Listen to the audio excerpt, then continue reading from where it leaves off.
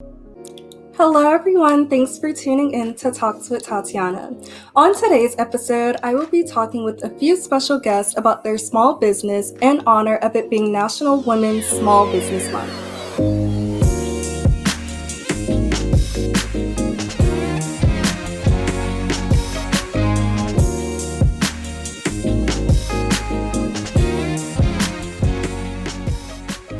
So I just found out that Women's Small Business Month is celebrated in October last year during my internship.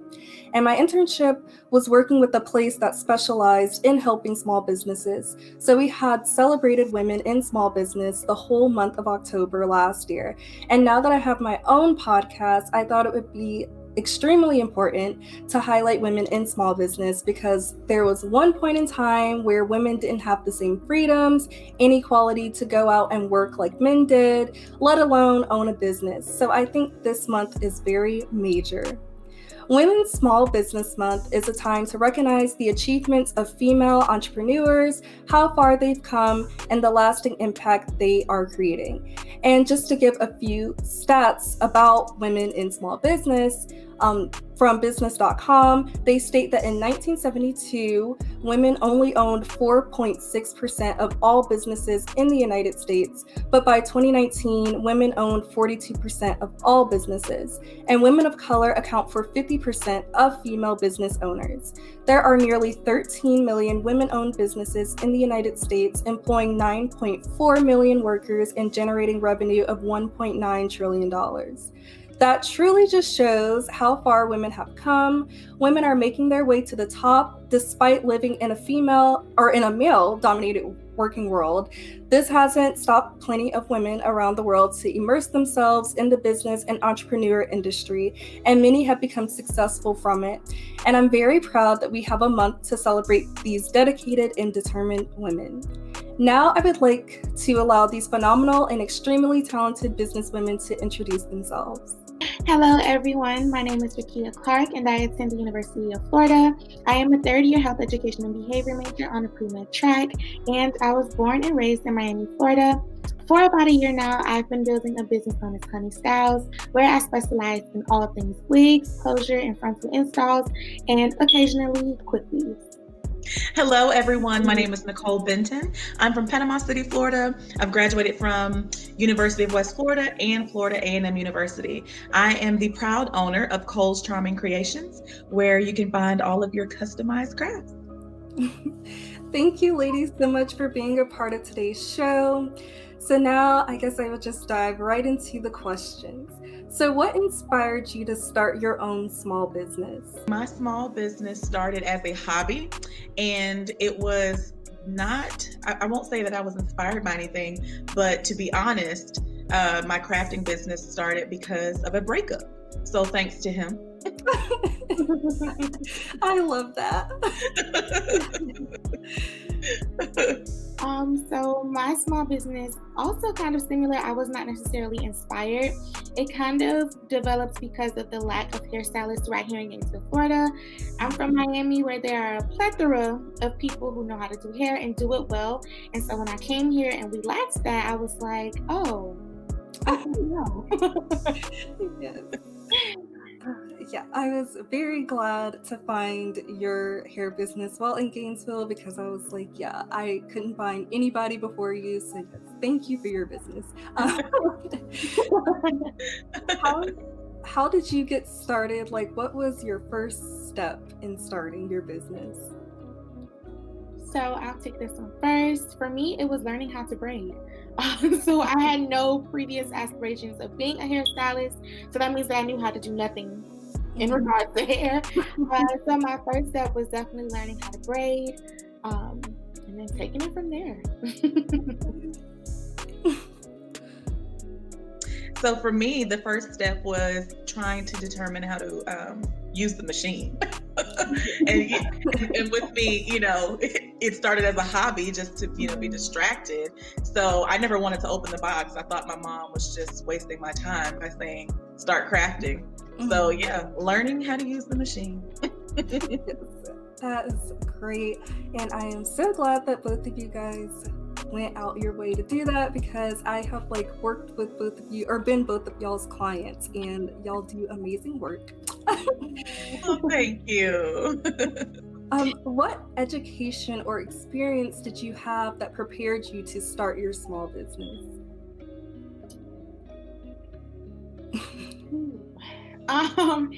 So I think for me, an experience that kind of contributed to the entrepreneur I didn't want to be was being in those spaces where hairstylists were not at all welcoming, or they were like extremely unprofessional, or just overall, they kind of felt like as a client we needed them. And so I've always wanted to not be that kind of hairstylist, even though I never saw it coming in the first place. Right. So my master's degree is actually in nonprofit and public administration. So majority of my classes were business courses. So that helped. But as far as the experience, I would say customer service.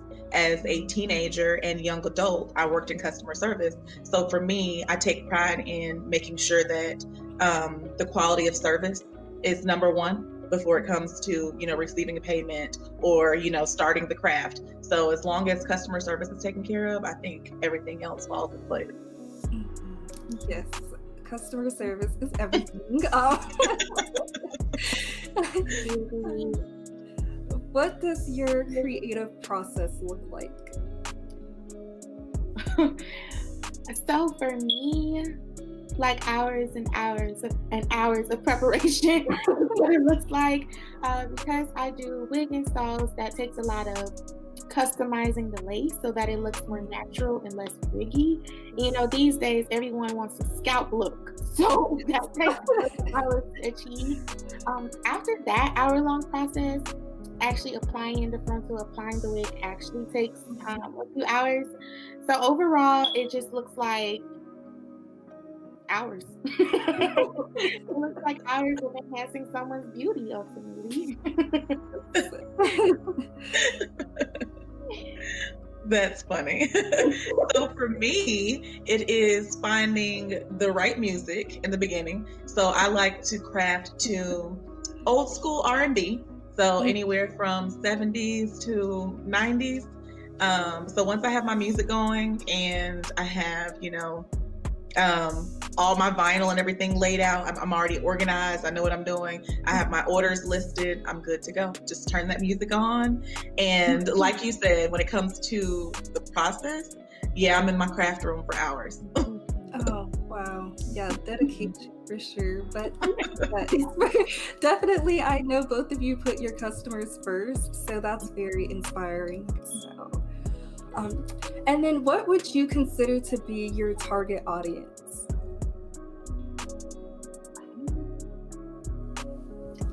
I wouldn't say anyone specifically. I've had older people, younger people, people of different backgrounds, ethnicities. I just hope to reach out to people who, for whatever reason may not feel as beautiful about themselves as they should, or just overall are looking for ways to feel that way in general. But I wouldn't say that I have a very specific audience. Okay. I agree. Same thing for me. I wouldn't say that I have a specific audience because I've crafted different things for people anywhere from teenagers to the elderly. If anything, I will say most of my customers are women, and that's because men, there's not much they can think of that they want, created or whatever. I have made a Joker shirt, so that was nice for a male, and I'm like, oh, finally I got a male customer. But most definitely when it comes to like ethnicity and everything, I mean, I work with everyone, and I feel like the craft is for anyone who's willing and ready to purchase. Yes, what struggles have you faced running a small business? Because I know it is definitely a stressful process. People always wanting a discount. Yes. Oh, I haven't had that problem. Good. I'm happy you haven't. I think that for me, The biggest thing that I had to realize was that I had to be patient. I look around and there's hairstylists who've been doing hair for 5 years, and they're the it on social media. They're the it all over the place.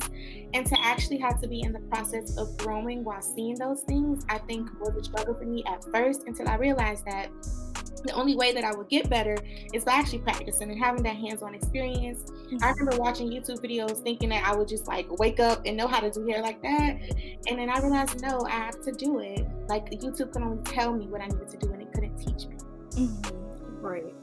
I relate to that with my podcast, just seeing like the bigger ones, like just getting all these views and likes, and I'm like, oh, okay, like I'm still growing, but it's okay. Like I know it will get there one day, so it's okay. What about you, Nicole? Oh, you want me to give a real answer? Yeah. No, I'm just kidding because that was a real answer. Oh, okay. So, I was kidding, but I was serious. But what was the question? What was that? Is it like a family member thing where they just... No, it's actual customers that I haven't met, and some people that I've worked with in the past, they've asked like, okay, so how much is it for me? Oh, it's the regular price. It's the same price that somebody that I don't even know off of the street is going to receive. Like, you know what I mean? So, but I have family members that pay regular price, and I offer family discount. So for me, if my family is willing to pay regular price and they want to tip me, then why wouldn't somebody that doesn't know me, not want to pay regular price? But it comes with the competition. So, you have competitors. And so people are oftentimes shopping around, and they want to come back and say, oh, well, so-and-so said they'll do it for so-and-so price. Well, respectfully, thank you for reaching out, but you can go ahead and go with them if you would like. So yeah, just offering affordable prices, but also, being firm and showing people that, hey, you get what you pay for. Right. Yeah. And I think a lot of people don't realize how much goes into businesses, like the stuff that you guys have to purchase. So yeah. And supply and demand is steadily increasing. So, Right. Yeah. So a bit of a follow-up question to that. I've talked about intersectionality before on my podcast. So do you think there are more challenges you have had to face being a Black woman owning a small business?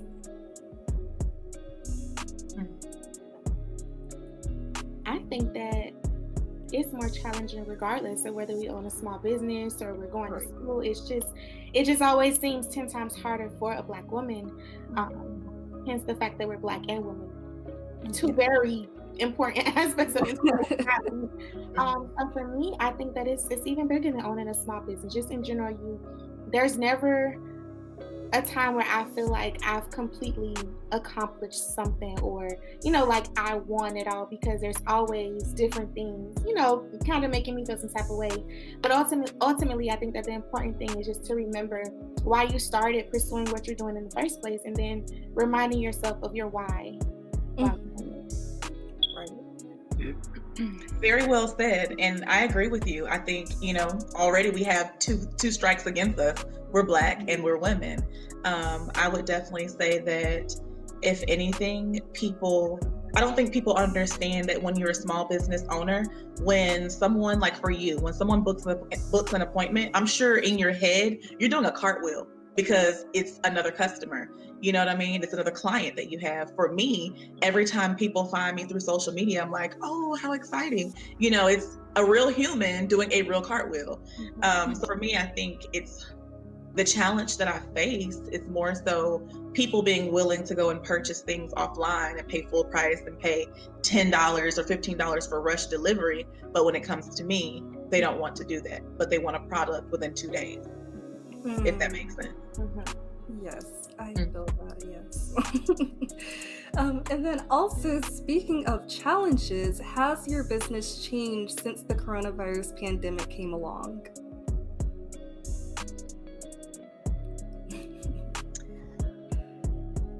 I can answer that. So business for me has definitely taken a decline.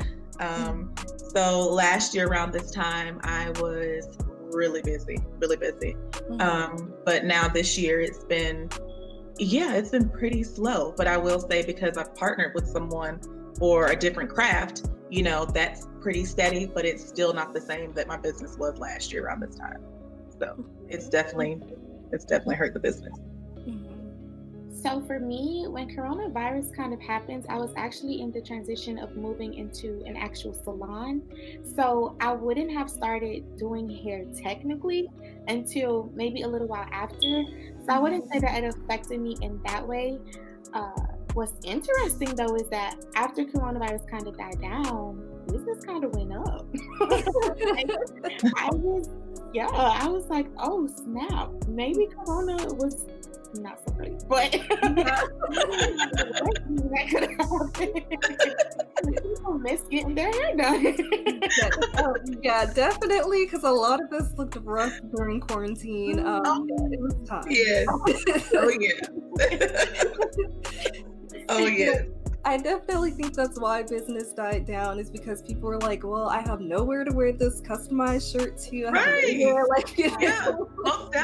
most definitely.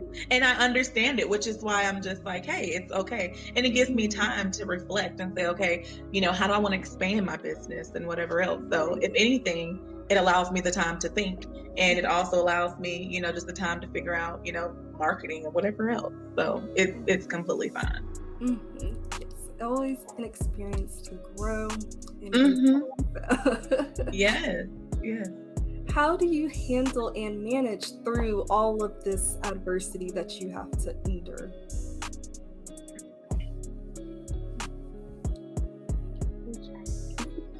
That's a good question.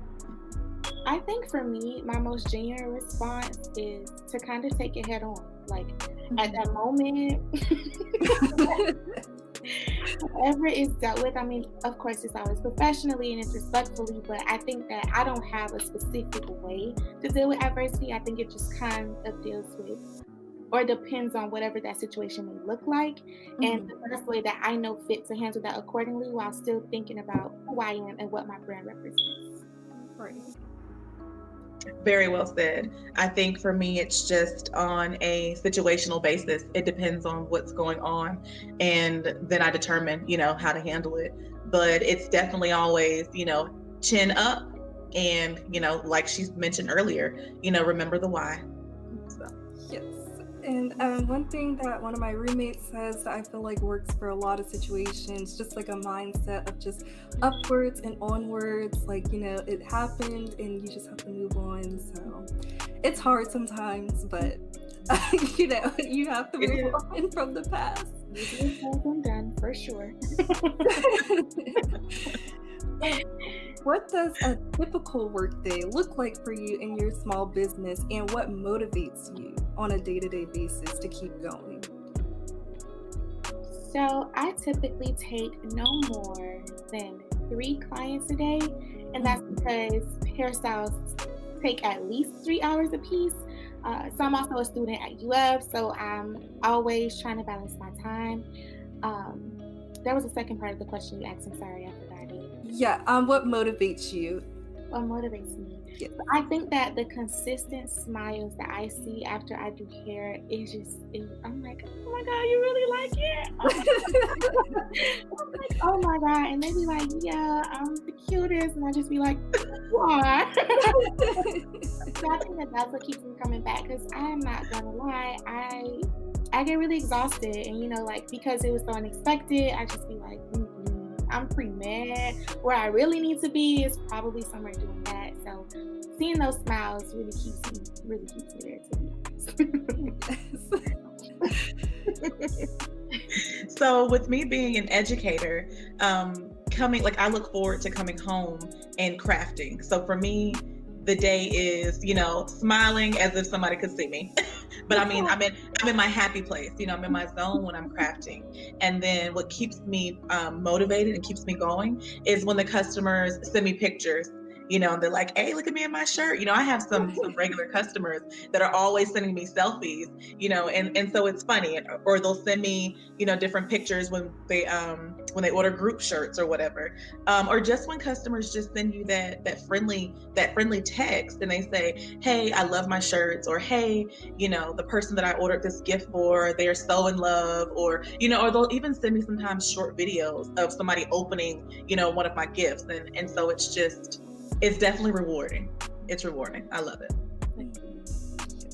I know me. I have definitely sent both of you guys pictures and videos, like with my Rickia when you do my hair, and Nicole when you I'm like, look at me, thank y'all. Yes. How do you manage between your business life and personal life? Because I know that can be a bit of a struggle.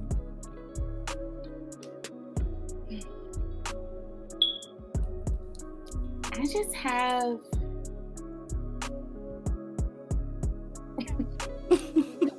I have to continuously be genuine because I'm actually learning to balance them. Like, I haven't quite figured it out, to be really honest. And this year has actually been the fastest for me as far as growth in my business, growth in school. I'm a lot more involved as a junior at UF. So I'm just kind of figuring it out. Like I said, taking the day by day. I do have a passion planner that I should passionately use, but I don't. But maybe if I did that, maybe that would help a little bit.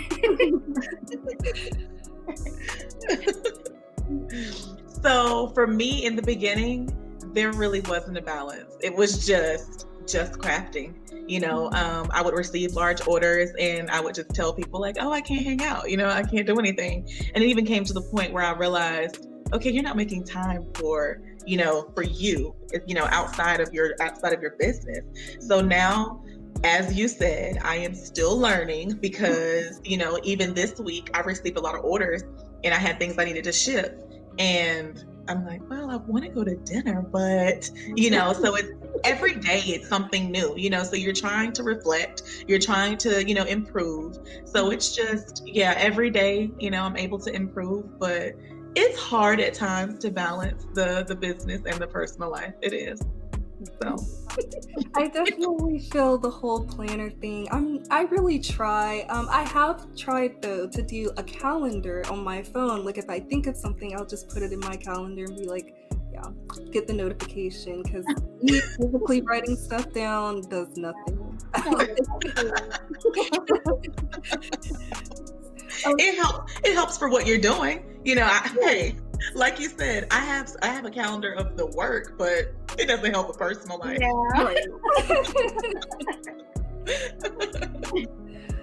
So I know branding is a very important part of business. So can you tell me what branding means to you? Ooh, this is a really great question. That is. It's so huge to me. I've literally become honey, like in a matter of like a little bit over a year. I remember purchasing a necklace that said honey as my nickname. And every time I think about that, I'm like, oh my goodness, things can start off so small and become so big. Like, who would have thought this little necklace would become my entire business? But I think that one aspect of branding would just be what's said when you're not in the room. What people are really, discussing when you're not around, or when you can't hear them, or when they know you're not going to hear it. I think that those everlasting comments, or those things that are like word of mouth, those are the hugest things for me. But ultimately, branding for me is just, I don't know, kind of staying true to, like we talked about, the why. Just understanding that it's bigger than me, and it's bigger than just doing hair, and like staying consistent with that. Right. And actually, someone recently had texted me and asked me, they referred to you as honey. They were like, oh, how long does honey take to do your hair? And I was like, oh, okay.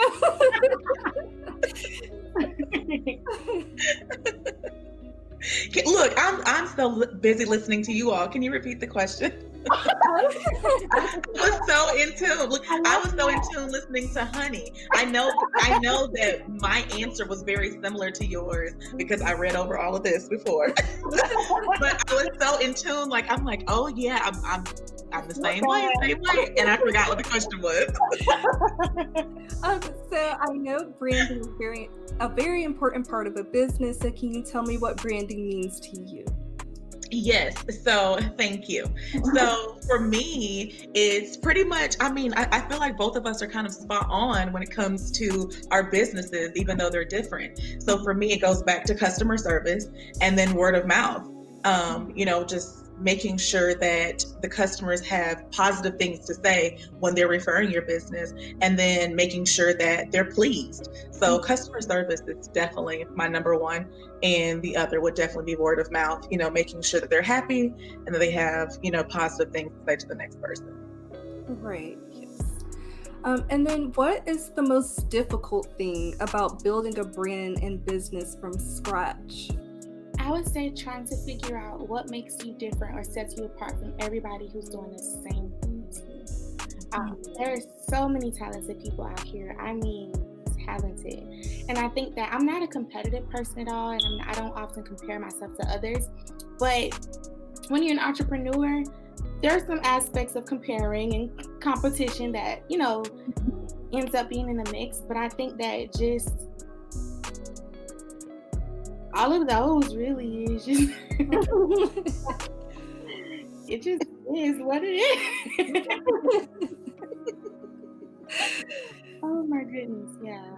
And I agree. Same thing for me. Like seriously, same thing. There are so many crafters.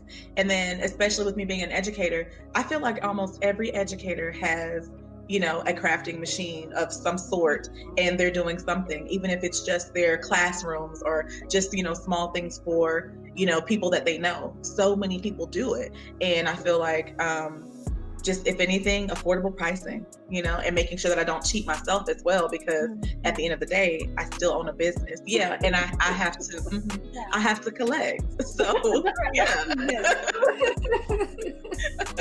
When it comes to the coins, yeah. Very important to be lenient in pricing, but make sure you make your profit.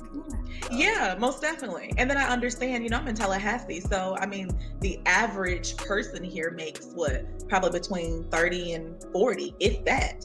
So for me, I try to make sure that it's affordable for someone who may not be on a salary. They may be being paid hourly, and for the college student who's broke but wants that birthday shirt. So yeah. Likewise, on the college student thing, I'm surrounded by a whole bunch of college students outside of local, so I have to take into consideration that people are only going to be willing to pay so much sometimes.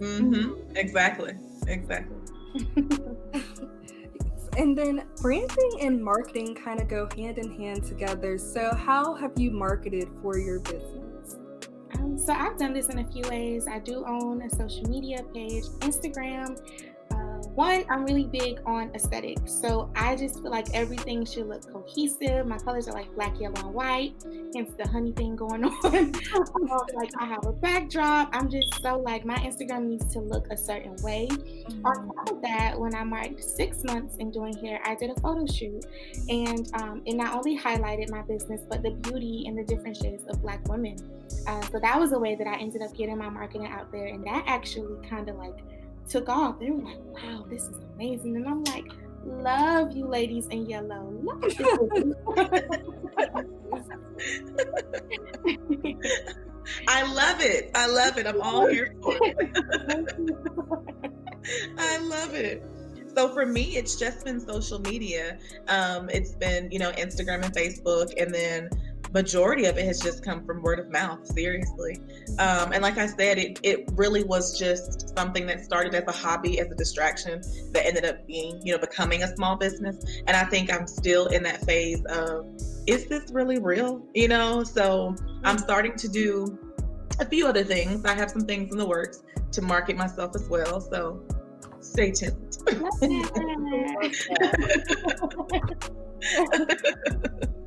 And then if you had to go back in time and start over, would you have done anything differently? I'm going to have to be completely honest and say no, not at all. I think that things happened exactly the way that they were supposed to. I'm I'm a very firm believer in everything happens for a reason, and that every opportunity you don't take is one that you pretty much just missed out on and wouldn't have known how it would have gone had you not gone for it. So I think for me, all of the trials and tribulations with lace and weave, it was really, really, really worth it. I mean, at the time, I was like, this is not it. But now that I look back, I wouldn't change a thing. Not at all. Once again, I need you to get out of my head.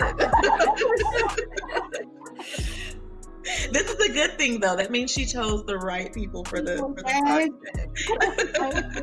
But I wouldn't change anything either. I wouldn't. Even with the guy breaking up with me. I wouldn't change that either. So, and you know, same here. I'm definitely a firm believer that all things happen, you know, the way they're supposed to. And I wouldn't change a thing. I wouldn't change a thing. I love that.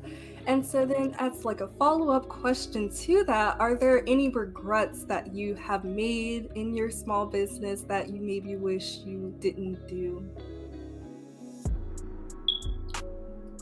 I don't have any regrets. Yeah, I don't have any regrets. But there were some moments when I kind of questioned my work or whatever I put out. And mostly because of my own like growth insecurities. I just felt like, when am I going to get there? Like, when is it going to look how I want it to look? Like, when am I going to execute the way that I want to? But regrets, no. And then where do you see your small business in the next 5 years? Like, do you plan to continue your business long term? Miss Nicole, you can answer this question. Like, I be taking words out your mouth. You're funny. You are funny. So I in the beginning, no, I had no intentions on continuing, you know, for a while, but now I do, and I'm going to expand. So that is in the works. So yes, you guys will see Cole's Charming Creations around for a while. I love it. So for me, my response is actually a little bit different. Sorry, I ruined our little streak. I'm kidding. So because my aspirations in medicine still prevail, I wouldn't say that I'm going to at all stop doing hair or stop the growth in my business at all. But I have like reminded myself on a consistent basis that I came to the University of Florida to be an anesthesiologist, and I have to leave like doing that. Right. But I also am not a fan of stunting my growth in anything either. I think that just because I had that initial aspiration in life does not mean that there aren't room for others. So I'm just, as long as it's growing, I'm growing. Right. Yes, I love that. Amen. What tips or advice would you give to a person trying to start their own business? And then is there any advice you would give specifically towards a woman to start a small business, since this is Women in Small Business Month? The first tip that I say I give is that to understand that some of the most comfortable, the most memorable, the best experience come from unexpected circumstances. And that's pretty much with anything in life, whether that be in business or anything outside of that. So I would say just don't be afraid to go for it. Like, don't be afraid to take risks. And I know that's easy to say. And then it can even sound cliche, but you'd be surprised. You'd be so surprised. Like, there's just so much potential in women and Black women, and once you found your niche, once you found what you're good at or what you can be good at, nobody can stop you. Nobody.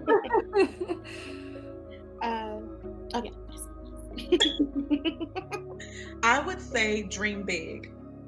I would say dream big, and then remain persistent, and just know that there will be challenges, but you can persevere. And then I would also say that you will make mistakes because it's new. but learn and grow from them. Yep. Can you guys share with the listeners any way they can celebrate Women in Small Business Month or celebrate you and your business at all? So, yeah. So, for those who are listening, you can definitely go ahead and follow me on Instagram at honey.styles. That's style with 2 S. I also sell satin head wraps and bonnets. So, if you want to purchase one, feel free to DM me.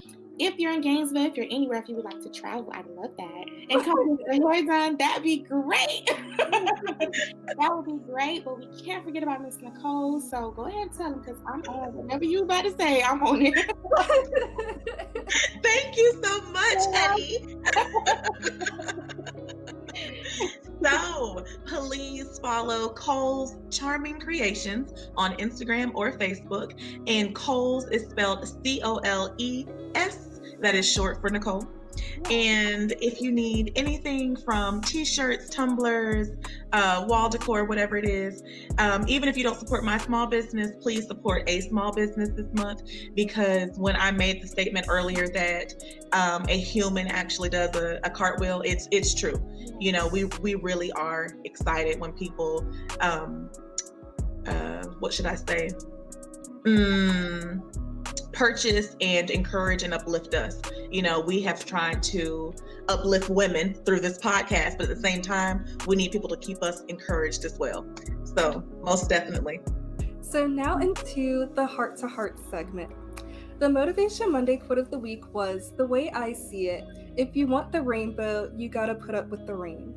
I loved this quote for this episode because in running a small business or attending school or anything in life, you can't avoid bad things at all. There are always going to be some bumps in the road, but it's about the way you handle the bumps in the road. As much as we want life to be instant perfection and rainbows, you have to put up with some rain and storms along the way before you get there. Do you guys have any thoughts on this quote or any quote of your own? Yeah, so I have one on that quote specifically, and then I actually do have one of my own. So first, I think that in so many words, that quote kind of touches on the importance of commitment, perseverance, and resiliency. I think that as time passes, you kind of realize that in order to get through things, you have to, grow through them first. And sometimes that makes a difference between, or that consistency and that persistence makes a difference between you being ordinary and extraordinary. Love that. She said it all.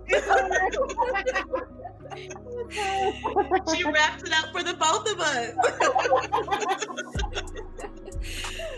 Oh my goodness. The only thing I have to say, I mean, seriously, she wrapped it up for the both of us. I mentioned perseverance earlier because, of course, we're faced with challenges. So I like the quote because you're saying you have to deal with the rain. Therefore, we have to deal with the challenges. Nothing comes easy to anyone. So, if someone is inspired to start their own small business, just understand that there will be some bumps in the road, as you said earlier. But what do you need to do to get over that bump? So keep pushing. Self-reflection is very important. I love that.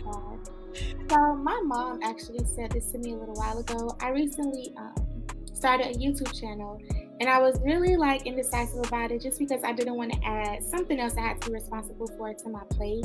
But she told me, or I'm going to say it as if I'm saying it to y'all. You can't tell me the sky's the limit when there are footprints on the moon. And I just found that so interesting because how many times are we told the sky is the limit? How many times is that the bar for us? And I'm like, dang, no, there literally are footprints on the moon. Yes. That's crazy. So I think that it just reminds me that there's no limit to who you are, who you can be, or there's no real way that that's supposed to look. It kind of all just depends on who you want to become, what that looks like, and what you're going to do to get there. Wow, yeah, I'm going to use that. I love it. I told you she was saying it for the both of us. I love it. Yes, I like it. I really imagined the footprints on the moon. I was like, I did too. I can envision this. I see it. But thank you so much, Miss Nicole and Rickia, for being a part of this Women in Small Business Month episode. Again, please be sure to follow Miss Rickia's business account on Instagram at honey.styles with 2 S's at the end. And Miss Nicole's business accounts on Instagram and Facebook at Cole's Charming Creations. That's all for today's episode of Talks with Tatyana. Make sure to follow me on Instagram at TalksWithTatyana_, on Facebook at Talks with Tatyana, and on Twitter at Talk with Tatyana without the S after talk. Turn on your post notifications and please leave ratings, reviews, and share with your friends. Until next time, remember, stay open, stay kind, and keep fighting the good fight.